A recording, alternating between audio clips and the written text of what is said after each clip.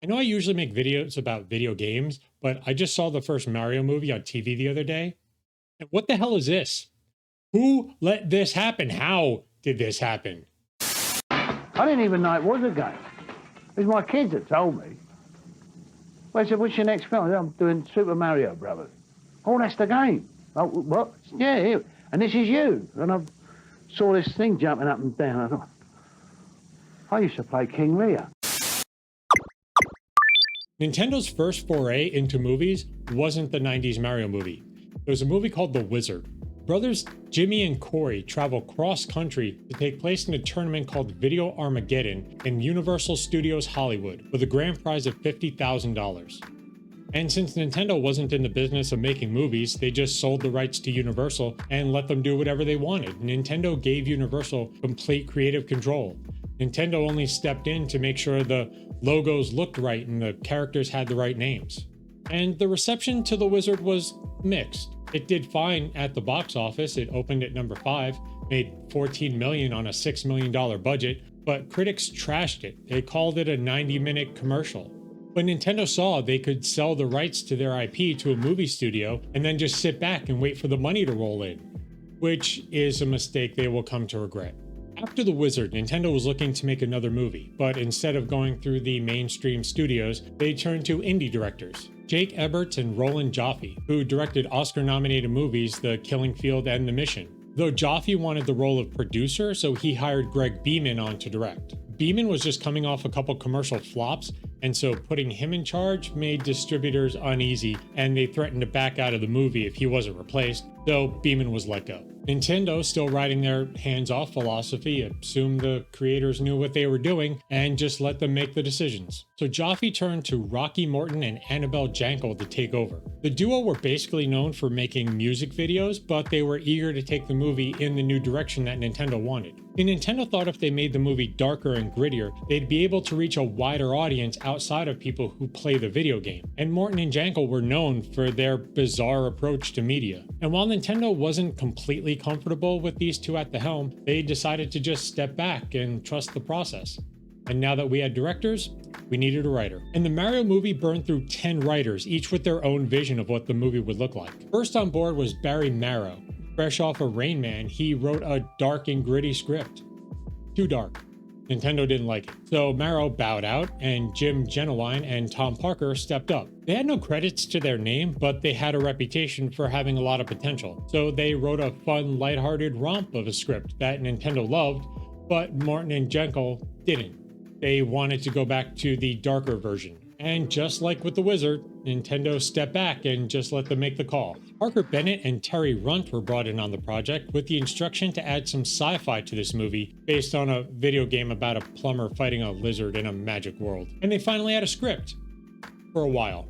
Morton and Jankel lost interest and wanted to do more rewrites. They wanted more sci-fi, so Bennett and Runt rewrote the script and introduced Dino Hatton. It was a huge tonal shift, but Nintendo just went along with it. And now that I think about it, I should probably explain what this movie is about for people who have no idea what I'm talking about. You know the asteroid that killed the dinosaurs? Well, it created a parallel dimension where the dinosaurs continue to live on and evolve over millions of years into basically weird-looking humans. They live in a city named Dino Hatton, where Mario and Luigi, played by Bob Hoskins and John Leguizamo respectively, end up and have to save Daisy from President Koopa, played by Dennis Hopper. But backers thought this version was too dark and they wanted a more family-friendly version. Creating Dino Hatton also took a lot of practical effects, and there were concerns about going over budget. So Bennett and Runt were let go, and Dick Clement and Ian Lesfrenius were brought on to do the rewrites. Their first version of the movie was an action movie that everybody hated. But apparently their second version was good enough they actually started hiring actors on. Hopper, Hoskins, and John Leguizamo were all signed up to the project. But Eberts and Joffrey changed their minds again. They thought the movie was too dark. Again.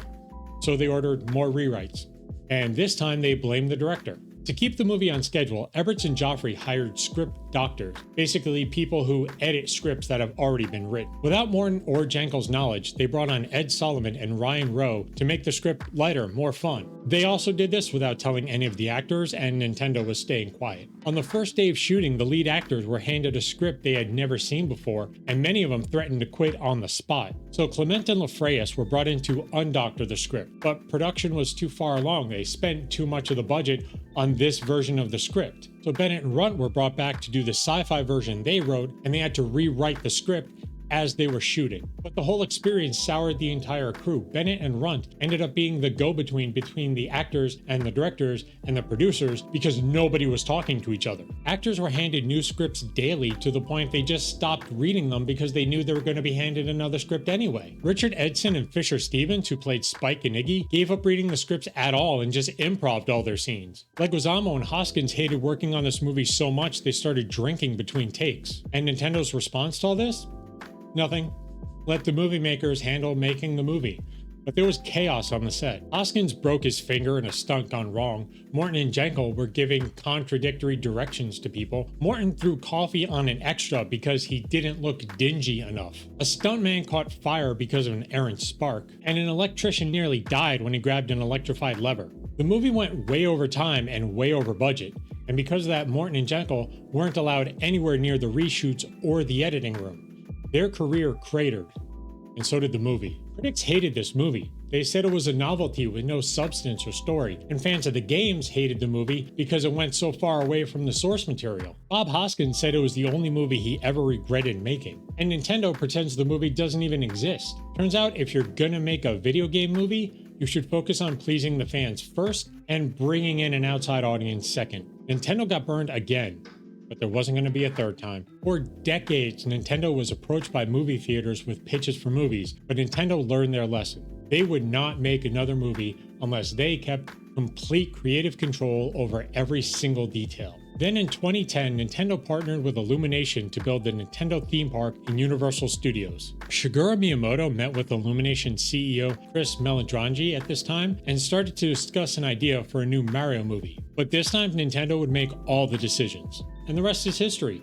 The Mario movie went on to be a worldwide blockbuster, and Nintendo's already talking about a sequel. Now, personally, I think the new Mario movie is just a safe, boring cash grab, but I can also appreciate that I'm not its target audience. Now, I don't remember what I thought of the original Mario movie. It came out when I was 11, my brain wasn't fully formed, but I do remember watching it on TV. And if you forget that it's supposed to be about the Super Mario Brothers, it's actually a pretty fun, dumb movie. It's one of those movies you can just shut your brain off for an hour and a half and enjoy the ridiculousness. So if you've never seen the original, forget everything you know about the video game and go watch it. But that's just what I think. Tell me what you think in the comments down below. Good or bad, let me hear it. And while you're down there, if you could hit the like and subscribe buttons, I'd really appreciate it. And I'll see you all next time.